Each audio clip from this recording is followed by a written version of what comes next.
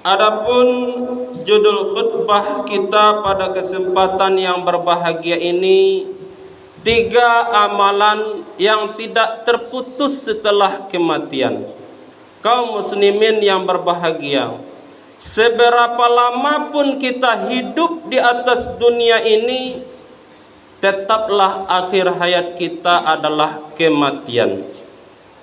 Bagaimanapun profesi kita, ada yang kaya, ada yang miskin, ada yang pedagang, ada yang perkebunan kerjanya, ada yang ke laut. Akhir kehidupannya tetaplah kematian. Sebagaimana Allah Subhanahu wa taala berfirman di dalam Al-Qur'an, kullu nafsin dha'iqatul maut. Setiap yang bernyawa, setiap yang bernafas, setiap yang memiliki jiwa pasti akan merasakan kematian. Dan setiap amal-amal yang kita kerjakan di atas dunia ini akan terputus, akan terhenti apabila datang yang namanya kematian. Sebagaimana hadis Nabi mengatakan, idza matal insan inqata'a amaluhu. Apabila meninggal manusia, maka terputuslah seluruh amal ibadahnya. Yang dulunya dia rajin salat 5 waktu sehari semalam, mati tidak salat lagi. Yang dulunya dia rajin puasa, mati tidak puasa lagi. Yang dulunya dia rajin pergi haji dan umrah, mati tidak pergi haji dan umrah lagi.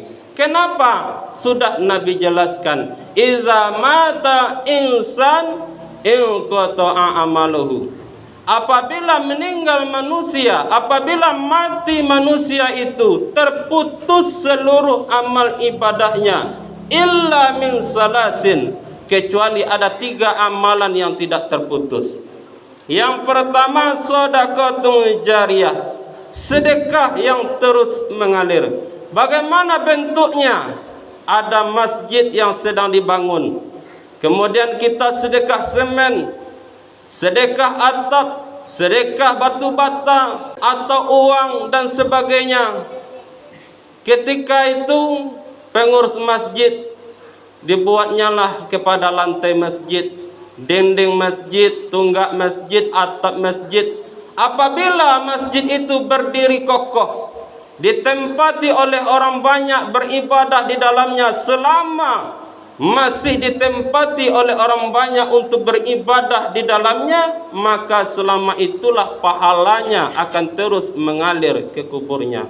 Walaupun dia sudah meninggal dunia 10 tahun, 20 tahun. Dan ketika orang yang bersedekah ini meninggal dunia, dia azab, menangis, merintih, kesakitan, terhenti azabnya. Karena apa?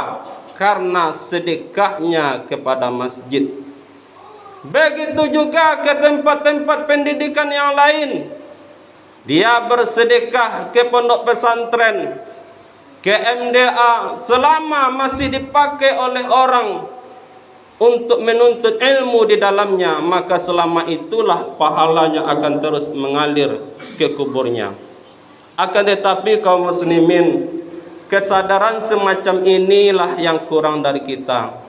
Kita memiliki kebun sawit yang luas, 1 kali dalam 3 minggu panen, akan tetapi ditumpuk, dibeli emas, dibeli mobil, dibeli Honda, disimpan di bank, lupa untuk bersedekah. Maka pertanggungjawabkanlah itu nanti di akhirat.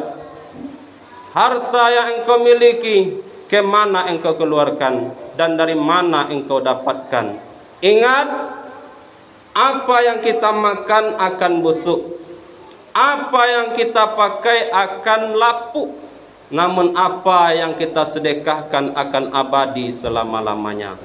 Jadi kaum muslimin, marilah kita bersedekah, karena itulah amalan yang terus mengalir ke kubur kita. Lagi-lagi yang kita tempat bersedekah itu kepada masjid yang sedang dibangun. Kemudian yang kedua, amalan yang tidak terputus setelah kematian adalah ilmu yang tafa'u bih, memiliki ilmu yang bermanfaat, lebih-lebih adalah ilmu agama. Pandai kita baca Al-Quran, pandai kita tajwid, kemudian kita ajarkan kepada murid-murid kita, dan murid-murid kita mengamalkan, dan murid-murid kita mengajarkan kembali kepada murid-muridnya. Maka ketika dia meninggal dunia, pahalanya akan terus mengalir ke kuburnya. Ketika itu diazab, menangis, merintih, kesakitan, terhenti azabnya. Karena apa? Karena dia pernah mengajarkan satu ilmu yang bermanfaat kepada murid-muridnya. Yang terakhir, amalan yang tidak terputus setelah kematian adalah waladun salihun yad'ulah, memiliki anak yang soleh dan soleha yang selalu mendoakan kedua orang tuanya. Ketika ayahnya meninggal dunia, ibunya meninggal dunia, gelap kuburan orang tuanya, sempit kuburnya, menangis merintih kesakitan, apalagi yang menolongnya, yaitu anak yang soleh dan solehah yang selalu mendoakan kedua orang tuanya. Ketika diazab orang tuanya, terhenti azabnya karena doa anaknya, Allahumma ghafirli dzunubi wali walidayya warhamhuma kama rabbayani shaghira. Terhenti azabnya kaum muslimin. Maka pertanyaan bagi kita, sudah berapakah anak yang soleh dan solehah itu ada di rumah kita? Bagaimana mungkin kaum muslimin kita mendapatkan nikmatnya di dalam kubur, sedangkan anak pertama adalah pecandu narkoba, anak kedua adalah pemain judi, anak ketiga dangkal ilmu agamanya, tidak sekolah. Apalagi yang bisa menolong kita kalau bukan anak yang soleh dan solehah yang selalu mendoakan kedua orang tuanya. Bagaimana caranya memiliki anak yang soleh dan solehah itu? Sejak kecil sudah diperkenalkan dengan ilmu agama.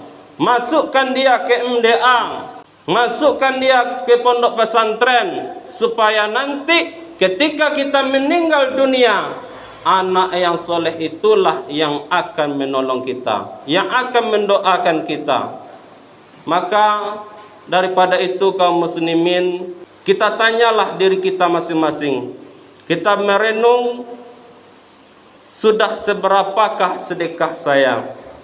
Sudah seberapakah ilmu yang bermanfaat yang sudah kita ajarkan kepada murid-murid kita? Sudah berapakah anak yang soleh dan soleha yang ada di rumah kita? Di mana mereka sekarang? Sedang apa mereka sekarang? Sudah bisakah dikatakan anak yang soleh dan soleha yang akan menolong kita nanti di alam kubur sampai ke akhirat? Mudah-mudahan khutbah yang singkat ini bermanfaat. Fa'tabiru ya ulil absar la'allakum turhamun.